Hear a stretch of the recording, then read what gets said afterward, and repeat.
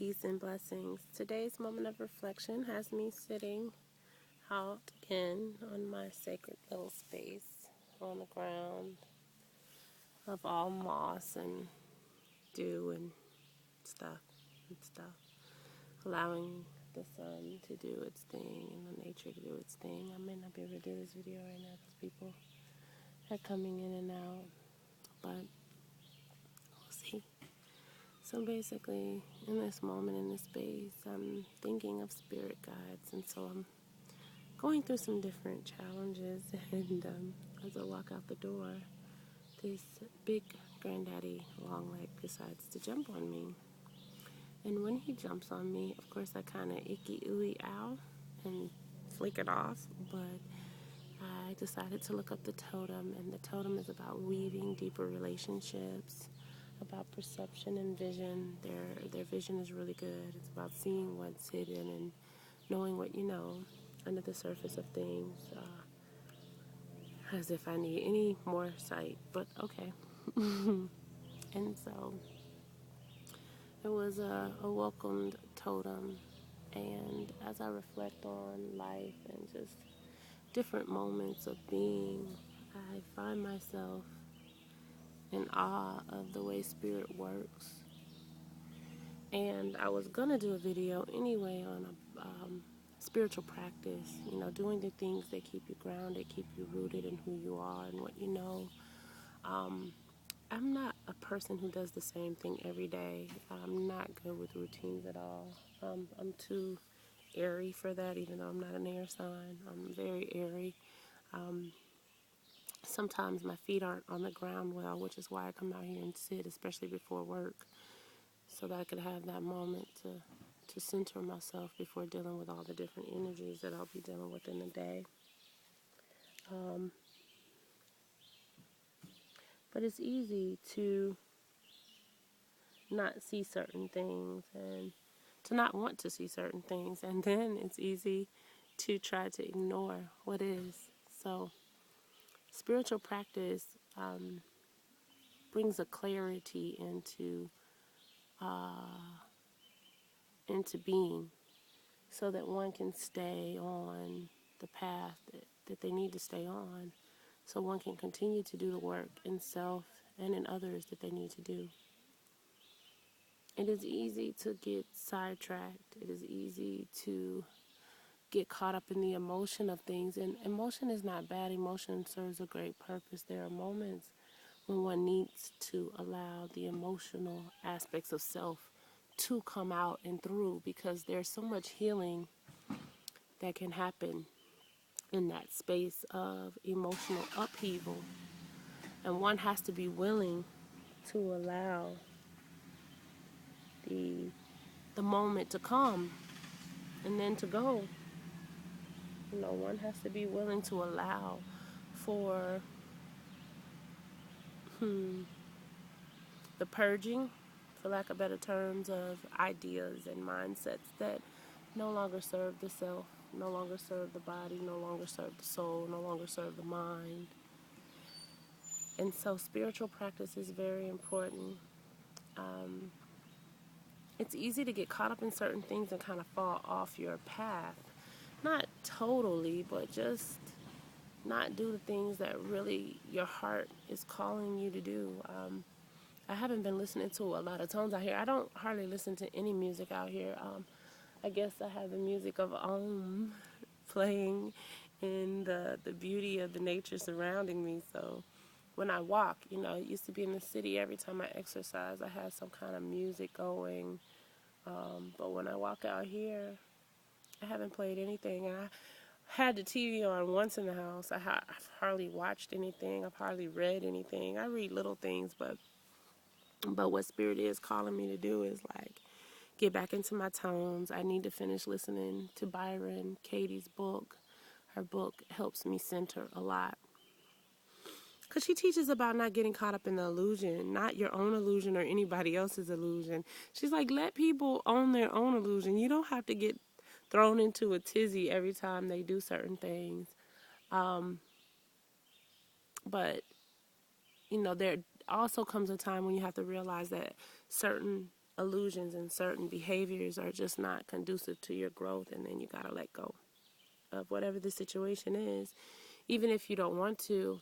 Um, there are certain connections that you have that are so beyond here and now, and you know it. You know it. Like, you and the person may not even want to deal with each other, but it's just something that draws you together, even when you don't want to be dealing with them at all. So you have to be true to the energy and the commitments and the connections that are there, but then you also have to be true to self, and you have to do what makes self feel best. So, it'll be intriguing to see how the next couple of weeks and months unfold. I would rather not be anywhere than here in the midst of the moss and the trees. I promise it's such a different type of living. My food addiction is being broke out here. I went to the store the other day and I don't hardly eat here. Um, it's like I'll go to eat and then my stomach is like, or my body is like, we don't really want that. My head will be saying, this will make you feel better. And then if I take a bite or two of something, I don't get the high that I want. So it's like, ugh, what a waste of time. I'll just drink my water and call it a day. It's amazing what can change in a moment, how much we change in a moment, how much we're always changing in a moment. There's so many things that are calling us forward outside of ourselves, and one just has to be yielding. It's a type of sacrifice to go from what you think you know to knowing nothing. Like, me being out here is different than anything that I have ever lived. Like, I can't walk to a store. I mean, I could, but it'd probably take me like 2 hours. Everything is different. That's all I can say. Everything is different here. And, it took a lot of courage to come here, not really knowing where the means were coming from or the ends. It just took a lot of courage. And so I guess if I could say anything to anybody today, be willing to walk into that unknown space. That unknown space holds something for you. If it's calling you forward, if it's telling you, come to me, maybe it's a relationship, maybe it's a job or leaving a relationship, maybe it's starting something new, maybe it's forgiving yourself or forgiving someone else, maybe it's trusting again. Trusting can be one of the hardest things. I was looking at a picture of me as a little girl, and I remember even as a little girl, there were very few places I was safe. I grew up in a very abusive home. Not so much the abuse towards me, but my mother endured a lot of abuse at my father's hands, and there were tones of abuse because there was a lot of opinion on whether my mother should have married my father and had children that were brown and black, ethnic, African. And so you feel that. If you're sensitive, you feel all of that. You feel the discussion, you hear it. And so there's been very few places I've felt safe. And I looked at this picture of myself, and I've always been a touchy-feely kind of person, a lovey kind of person. And I just saw this part of me that I hid and have been hiding. And I'm just realizing that there still is very few places where I'm really safe outside of myself. Very few people know how to hold the energy that I carry, or even their own energy, in a way that keeps me safe. And so I told myself today that I was going to allow that little girl to come back out of me. I was going to bring her out of hiding that aspect of myself, and that I was going to actually just allow it and her to be. Somebody was asking me about magic today, and I'm one of those people who I'm not really, I mean, I do stuff, I guess you could say, like I burn my candles but I just believe magic is who we are. You know, it's not something you practice when it's who you are. It's just holding and aligning the tone of what you know can be, and then allowing it to come from you, allowing it to merge from you, allowing it to spiral up out of you and around and down and through and up and out. It's just allowing creation to be your tone, because it is. We're always creating, whether we know it or not, whether we focus on it or not. So we're either creating or miscreating. And most of us are miscreating. And then some of us create what we want and then we destroy it because we don't feel worthy of it. We don't feel worthy of it. And you know, go into the unknown, go into the truth of yourself. This is an opportune time to really be honest and reflect on your emotional makeups and what it is you really want and who it is you really are. Because we say all of these things that we want, and then when they come, we don't know. And it's okay to doubt or be unsure. But it's such a disservice to get to the place of your creation and then turn your back on it. So, I don't know that I've said much of anything today. If this video blesses you or blisses you, then so be it. If it doesn't, then it's been great therapy for me. Just keep growing. Keep trusting. It's hard to trust.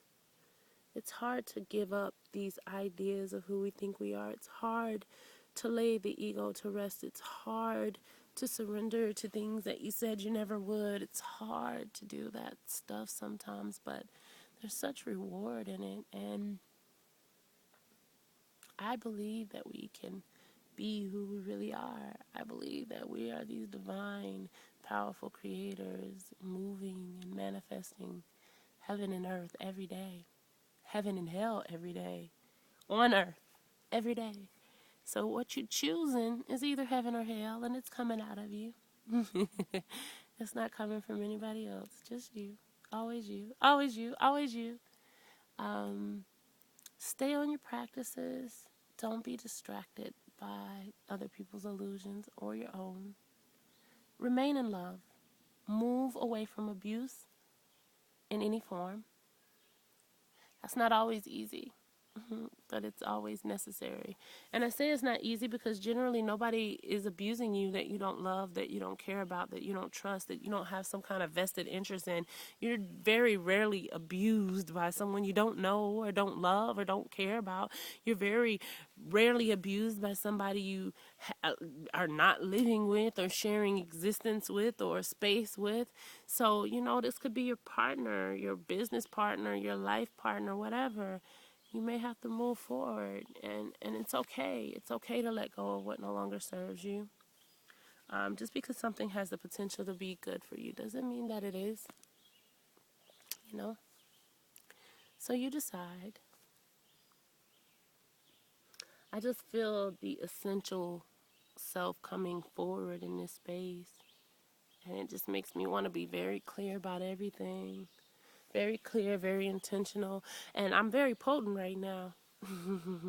In creation sense, so I have to be very mindful of what I'm doing and how. I had this dream about this man that was traveling with me, and we were traveling on through the mountain roads, and we were on some really curvy, sharp, high roads, and we had to hit brakes to ride all the way down, and he got sick on his stomach from it, and I don't really know what Spirit is trying to say with that. I have a feeling, but sometimes you need somebody who is willing to take the thin, scary roads with you. You know, sometimes you need that person, and they're out there. Sometimes you are that person for you, and be that. Sometimes you can't be that person because of certain influences around you, so move those influences. Do what is necessary to become who and what you really are. Not even to become, but to allow who you are to emerge. Just get out of the way of it. So that'll be about all I have to say today. I love you very much. I appreciate you listening. tuning in. This is my moment of reflection for today. And until soon, peace.